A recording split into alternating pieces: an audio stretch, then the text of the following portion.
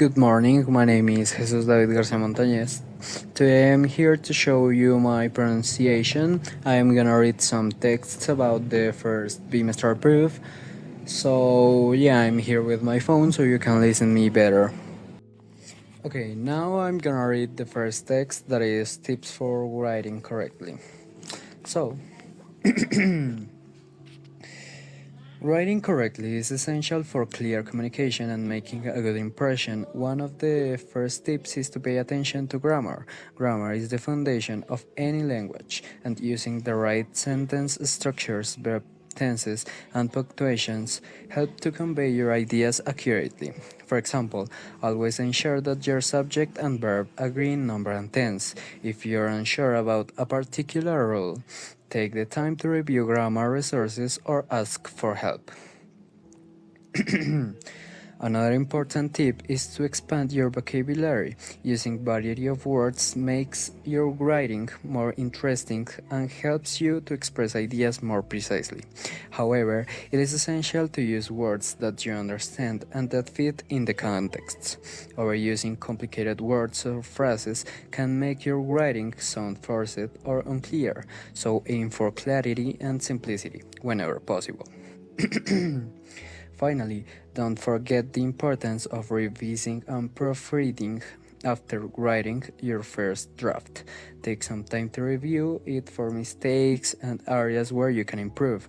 Look for spelling, grammar, and punctuation errors, as well as places where your sentences might be confusing or unclear. A well-written piece often requires multiple revisions, so don't be afraid to make changes until you're satisfied with the result.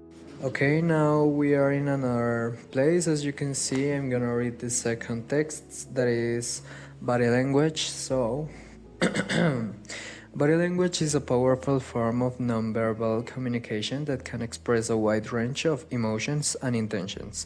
It includes gestures, facial expressions, posture, and eye contact, all of which convey messages without the use of words. For example, crossing your arms might suggest defensiveness or discomfort, while maintaining eye contact can indicate interest or confidence. Understanding body language is important because it helps us interpret the feelings and attitudes of others, even when they are not speaking. One of the most significant aspects of body language is its ability to reflect our emotions. When we feel nervous, our body language might show it through fidgeting, avoiding eye contact, or a tense posture.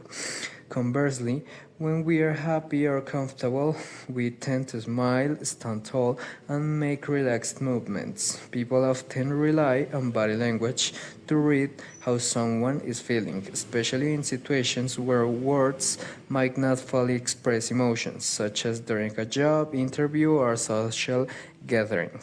However, it is important to remember that body language can vary across cultures. A gesture that is friendly in one culture, like a hug or a pat on the back, might be seen as inappropriate or even rude in another. Okay, here's the second part because the video is so long, so additionally, some people may use their body language intentionally to convey a certain expression, such as in professional settings where maintaining a composed and confident posture is essential. Being aware of cultural differences and the context of the situation can help us avoid misinterpretation and communicate more effectively through body language. That's the second text. Okay, now we are going with the third text, that is strategies for maintaining conversations in English. So, one effective strategy for maintaining conversations in English is to actively listen and engage with the speaker. This involves not only paying attention to the words being said, but also responding with appropriate verbal and non-verbal cues. Using phrases like "I see" or "that's interesting" shows that you're engaged. Additionally, nodding your head or maintaining good eye contact can signal attentiveness and encourage the speaker to continue.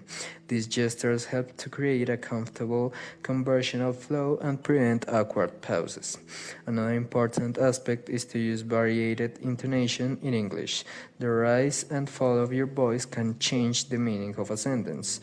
For instance, raising your pitch at the end of a sentence can turn a statement into a question, while a steady, calm tone might suggest confidence or seriousness. Modulating your intonation helps keep the conversation dynamic and prevents it from sounding flat or monotonous, making it more engaging for both you and your conversation partner. Okay, this is the second part of the third text, that is strategies for maintaining conversations in English, because the video is too long. So, lastly, incorporating body language and facial expressions enhances communication and makes your conversation more effective. Smiling while speaking can convey warmth and friendliness, while crossing your arms might signal discomfort or defensiveness. It's important to be aware of these physical cues because they often communicate more than words alone. By being mindful of your gestures and tone, you can keep the conversation fluid, respectful, and engaging, creating a positive and memorable interaction. Okay, now we are going with the fourth and last text, that is the lost key. So, once upon a time in a quiet village, a young girl named Emma was playing in her grandmother's garden when she found a small golden key hidden under a pile of leaves. She picked it up, curious about what it might open. She rushed up to her grandmother's house, hoping to find a lock it would fit. "Grandma, look what I found," Emma exclaimed, holding up the tiny key. Her grandmother smiled, adjusting her glasses. "Oh, that key," she said softly, "has been missing for years. It's the key to the old chest in the attic." Emma's heart raced as she rushed up to the attic. Key in hand, the dusty chest sat in the corner, forgotten for many years. She inserted the key into the lock, and with a gentle turn, it clicked open. Inside, there were old letters, photographs, and a beautiful silver locket. "Grandma, what's all this?" Emma asked, eyes wide with wonder. Her grandmother came up the stairs, her face filled with nostalgia. "Those are memories, dear," she said, taking a photo from the chest. "These things belong to your great-grandmother. This chest was her treasure." Okay, now I'm going with the second part of the fourth text, that is the lost key, because the video is too long. So, as Emma held the locket in her hand, she felt a sense of connection with the past. "It's like she's still here with us," Emma whispered, her voice full of awe. Her grandmother nodded yes, "and now it's your treasure to keep it." Emma smiled, understanding the importance of the key, not just for the opening of the chest, but for unlocking the memories of her family's history. She knew that she would keep those memories alive, just as her grandmother has done before her. Okay, that was all the video. I hope y'all enjoyed that. So, yeah, thank you for listening.